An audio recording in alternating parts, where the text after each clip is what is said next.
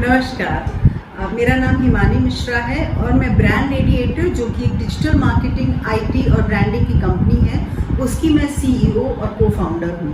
हमारी कंपनी का पटना, बेंगलोर और कोलकाता में भी बहुत रिसेंटली हमने ओपन अप किया है और सैटेलाइट ऑफिस यूके लंदन में है। बोलो ज़िंदगी की टीम को मैं बहुत बहुत धन्यवाद देना चाहती हूँ कि आपने मुझे अपने प्लेटफॉर्म पे बुलाया।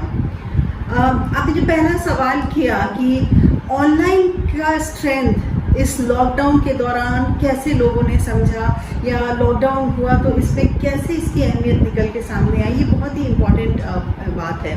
जब लॉकडाउन शुरू हो गया तो चारों तरफ अचानक से बंद हो गया।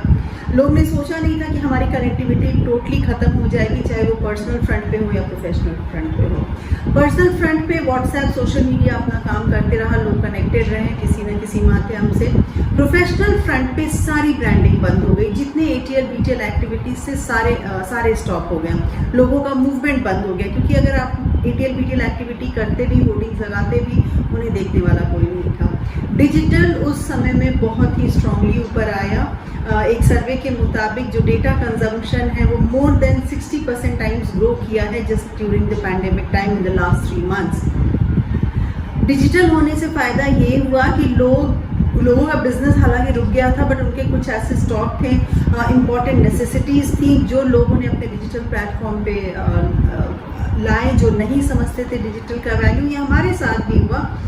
हमारे जो क्लाइंट्स थे उन्हें समझ में आया कि डिजिटल को उन्हें ज़्यादा अग्रेसिव होना है। उसके अलावा एग्जिस्टिंग क्लाइंट्स के अलावा कई नए क्लाइंट्स हमसे जुड़े, जिसमें एक बहुत इम्पॉर्टेंट था बिहार सरकार का state health society health department. तो उसमें वो काम हमने शुरू किया, स्पेशली कोरोना अवेयरनेस के ऊपर ऑन डिजिटल प्लेटफॉर्म। ऐसे लोगों को इस माध्यम से लोग जुड़ पाए, उन तक इन्फॉर्मेशन पहुंच पाए, जो कि एक बहुत बड़ी बात है।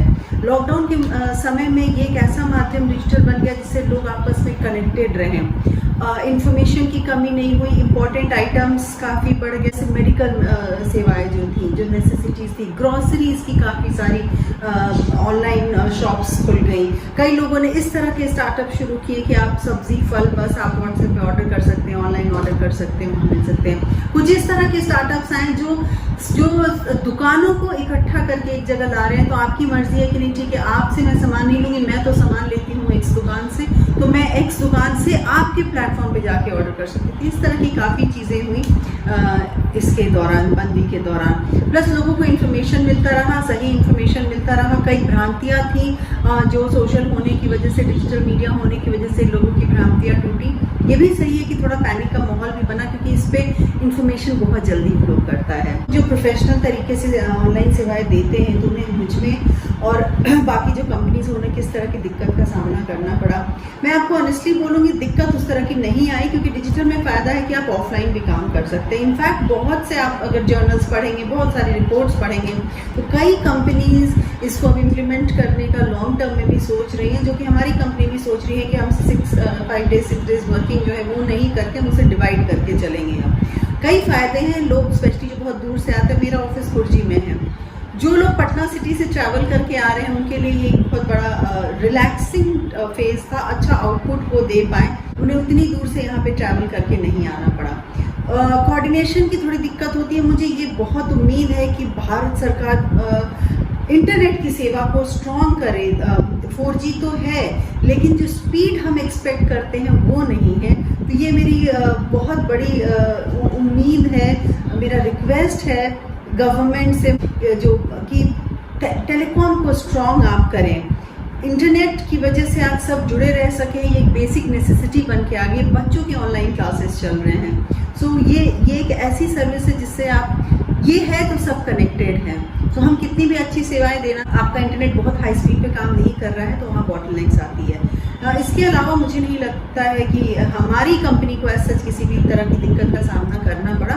बिल्कुल, लोग जब आपस में बैठते हैं, डिस्कशन करते हैं, तो उसका एक अलग एसेंस होता है, कई चीज़ें निकल के आती हैं। कई बार बहुत से परेशानियां सॉर्ट आउट हो जाती हैं। 1+1 is always equals to 11 is what I feel. तो वो चीज़ें मिसिंग हुई, जो टीम भी काफ़ी मिस करती रही। बट हमने डिजिटल प्लेटफॉर्म से कोशिश किया कि हम जितना जुड़ के रह सकें क्लाइंट्स तो मैं इंटरेस्टिंगली आपको बताऊं कि कैलकाटा से, पुणे से, जयपुर से हमारे पास clients on board, which was जो हम पटना में बैठ करके कर रहे हैं, जो हमारा एक पूरा मोटो था क्यों हम यहाँ से शुरू करें डिजिटल मार्केटिंग के इस काम को। तो ये डिजिटल की वजह से मुझे फ़ायदा हुआ, और नुकसान मैं बोलूँगी कि हर चीज़ का एक पैरेलल सपोर्ट होता है।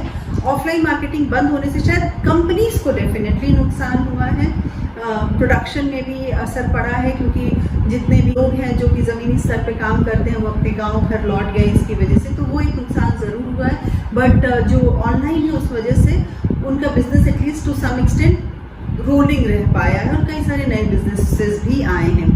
मैं ये बहुत उम्मीद कर रही हूँ कि जिन्होंने भी इस दौरान इस तरह के बिजनेस और काम को शुरू किया वो बंद ना करें, इसको कंटिन्यूड रखें। क्या वैल्यू एडिशन हो सकता है, क्या चीज़ वो प्रोवाइड कर सकते हैं at best cost, at reasonable rate, कैसे बेटर कनेक्टिविटी कर सकते हैं, इस चीज़ पे वो ज़रूर ध्यान दें। पटना जैसे आपका ये जो सवाल है कि आने वाले समय में पटना जैसे शहर में मैं क्या इसका फ्यूचर देखती हूँ, फ्यूचर बहुत है। मैंने जब काम 2 साल पहले शुरू किया था, मैं कई लोगों से मिली, लोग कहते हैं ना मार्केट रिसर्च करो, आप फीडबैक लो। ऑनेस्टली मुझे नेगेटिविटी ज़्यादा सुनने को मिली थी, मल्टीपल रीजन से, not just because of digital, but digital आप कर रहे हो, छोटे शहर में कर रहे हो, एक लड़की हो, फीमेल कर रहे हो, मार्केटिंग वर्ड से लोगों को लगता है मार्केटिंग मतलब आपको फील्ड में जाना है, बट डिजिटल तो एक ऐसा फील्ड है which is actually science, maths और आर्ट्स का बहुत ही खूबसूरत मेल है। तो मुझे लगता है स्कोप बहुत है। मेडिकल सर्विसेज हो गई, आपके जो रिटेल स्टोर्स हो गए, जो आपके ग्रोसरी शॉप्स हैं, इन सारे पे आप बहुत अच्छे से अगर आप डिजिटली चाहें तो प्रमोट कर सकते हैं, अपने ऑफर्स को कस्टमर तक पहुंचा सकते हैं। आप आइडेंटिफाई कर सकते हैं कि किस किस तरह के एडवर्टीजमेंट्स आप ऑनलाइन चलाएं, रिजल्ट्स मेजरेबल होते हैं, ये एक अच्छी बात है डिजिटल में। आपको पता रहता है कि अगर आप मान लीजिए आपने किसी को पोस्टर लगाने को दिया, पोस्टर एक्चुअली कहाँ लगा कहाँ नहीं लगा, चलिए उसका एक प्रूफ मिल सकता है, बट क्या आपके टारगेट ऑडियंस ने उनको देखा, जिन लोगों ने देखा क्या वो आपके टारगेट ऑडियंस थे, इस चीज़ का मेजरमेंट नहीं होता है। डिजिटल में क्या फ़ायदा है, आप मेजर कर सकते हैं, आपको पता रहता है कि हाँ मैंने जिस उद्देश्य से ये रन किया एडवर्टीजमेंट या ब्रांडिंग के पर्सपेक्टिव से या सेल्स की पर्सपेक्टिव से, उसमें क्या हुआ। मेडिकल के हमारे काफ़ी क्लाइंट्स जुड़े, हैदराबाद की एक कंपनी है जिनके साथ हम अभी काम कर रहे हैं, और आप जब हैदराबाद जैसे शहर में, जो कि उनके रिमोट आउटस्कर्ट्स में है उनका स्टोर्स, जब वहाँ के लोग इसकी वैल्यू समझ रहे हैं, यहाँ पटना जैसी जगह में लोग इसकी वैल्यू समझ रहे हैं, यहाँ के एक मेडिकल चेन से हमारी बात चल रही है, फ्यूचर इसका बहुत अच्छा है, बस ये सही तरीके से करने की ज़रूरत है। मैं ये ज़रूर बोलूँगी कि देखिए डॉक्टर का काम एक डॉक्टर ही कर सकता है, वो एक कंपाउंडर नहीं कर सकता, ये लोगों को हटाने पे सोचना पड़ा। तो आप जब भी करें एक बैलेंस अप्रोच लेके करें। फंड मैनेजमेंट ज़रूर करें। आपने पढ़ा होगा कि एशियन पेंट्स और अन्य कंपनी ने सारे एम्प्लॉयज़ को उन्होंने इंक्रीमेंट दिया, कैसे दे पाए, उन्होंने अपना क्राइसिस फंड मैनेजमेंट किया हुआ था। तो रिजर्व फंड पे हमेशा काम करना चाहिए जो आपको टफ टाइम्स में हेल्प करता है, बहुत लैविश चीज़ों में ना जा करके आप एक बैलेंस अप्रोच लें। सेकेंड, मेहनत करिए, क्योंकि मेरा ये मानना है विद एग्जाम्पल कि जब आप मेहनत करते हैं तो आप डेफिनेटली सक्सेसफुल होते हैं। हार्ड वर्क का कोई शॉर्टकट नहीं है और हार्ड वर्क कभी भी फेल नहीं होता है। तो ये एक स्ट्रॉन्ग मंत्र है जिस पे मैं बिलीव करती हूँ और जिससे आगे बढ़ती हूँ। मैं सारे यूथ को ये बात बोलती हूँ कि आप हार्ड वर्क पे ज़रूर बिलीव करें और हार्ड वर्क करें, उसका शॉर्टकट ना लें। तीसरी बात, आप जो भी करें फुल कन्विक्शन से करें। टफ टाइम होता है, ऐसे टाइम्स आते हैं, कई लोगों के बिजनेसेस हैम्पर हुए, हमारे क्लाइंट्स के काम काफ़ी हैम्पर हुए हैं। आपको अपने माइंड को बहुत स्ट्रांग रखना पड़ेगा। तो किसी भी डिप्रेशन को अपने पर हावी ना होने दे। जो बेसिक नीड है उस समय बहुत ये ज़रूरत पड़ती है आपको बेसिक एनालिसिस करने की कि जो ये क्राइसिस सिचुएशन है उसमें मेरा नीड क्या है। It's very important for us to draw a line between need and luxury. जो नीड है उसको आप नीड कंफर्ट के साथ पूरा करें, नीड और कंफर्ट को डेफिनेटली पूरा करें, बट लग्जरी लाइन में स्पेशली ऐसे टफ टाइम्स में जाने में आप बिल्कुल अपने पैर को पीछे रखें तो आपके लिए आसानी रहेगी। इसी नोट के साथ मैं बोलो ज़िंदगी टीम को बहुत बहुत धन्यवाद देती हूँ मेरे साथ ये बातचीत करने के लिए। एंड आई एम होपिंग कि डिजिटल हम सबको जोड़े रहेगा। देखिए यहाँ भी हम डिजिटल के माध्यम से ही एक दूसरे से बात कर रहे हैं, तो मैं ये उम्मीद करती हूँ कि डिजिटल हम लोग को जोड़े रहेगा और बिजनेस इसका अच्छा है, फ्यूचर अच्छा है, बिल्कुल डिप्रेशन में ना जाएं। और बिहार की हूँ तो मैं डेफिनेटली सबको ये बात ज़रूर बोलूँगी कि हम लोग थिंक टैंक हैं, हम लोग यहाँ से मैन पावर प्रोवाइड करते हैं all across India, all across world. उसको यहाँ पे यूज़ करें अच्छे तरीके से और पॉजिटिव डायरेक्शन में सोचते हुए आगे बढ़ें।